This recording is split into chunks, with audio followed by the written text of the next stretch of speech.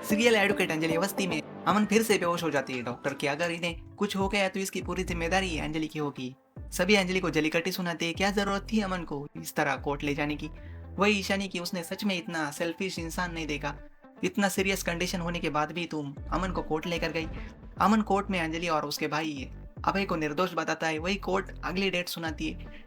जब अमन फिर से बेहोश हो जाते हैं, अंजलि से सवाल पूछे जाते हैं अपने मतलब के लिए इतना नीचे गिर सकती हो तो।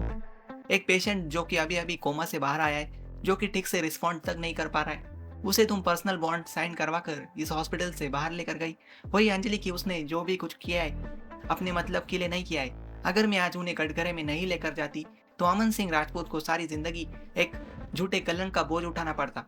अगर मैं आज उन्हें कटघरे में नहीं लेकर जाती तो लोग उस पर उंगली उठाते और फिर कहते कि यह लड़की बदचलन है।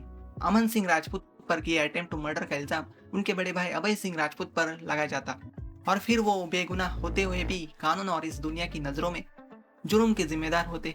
वही जब अमन अंजलि निर्दोष है, उसे बचाना होगा। कहने लगता है डॉक्टर अंजलि को ये अमन की कंडीशन दिखाते हैं कि आपको ये देखना जरूरी है। डॉक्टर कहते हैं कि अगर वो ठीक हो जाते हैं तो ये आपकी वजह से ही मुमकिन होगा। ऑब्सेशन है इन्हें, ये जब भी बातें करने की कोशिश करते हैं आपका ही नाम लेते हैं। इसके बाद राघव सिंह राजपूत अंजलि को सेल्फिश बुलाते, अपने मतलब के लिए उनके बेटे को ऐसी नाजुक हालत में बॉन्ड साइन करवा के अस्पताल से कोर्ट लेकर गई कि कोर्ट में ये सब तमाशा नहीं चलता। कोर्ट अगर कुछ जानता है तो सिर्फ और सिर्फ कानून और कानून की सेक्शंस। वही अंजलि की आप तो खुद ही गैर कानूनी काम कर रहे, आपको शर्म से और पछतावे से अपना सर झुका लेना चाहिए। लेकिन नई कुत्ते की धुन टेढ़ी की टेढ़ी नहीं सुधरेंगे आप। दोनों में घासुनी बढ़ जाती है कि अगले डेट पर सारा सच बाहर आ जाएगा। साबित हो जाएगा कि एक झूठे केस को लेकर आप उसके खिलाफ लड़ रहे थे। अब देखते हैं क्या होता है कि सिर्फ स्टार प्लस पर।